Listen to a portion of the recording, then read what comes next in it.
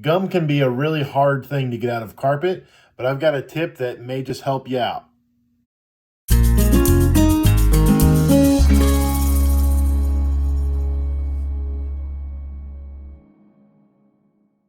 Hi, everybody. My name is Eric Cole. I'm the owner of Columbia Carpet Cleaning, and gum can create a mess if it gets stepped into carpet.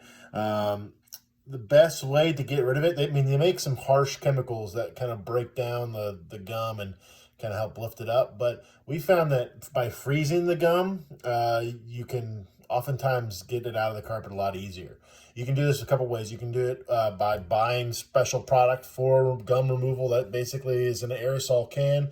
Um, you could get some ice cubes and try to put some ice cubes on the gum and try to chill it that way.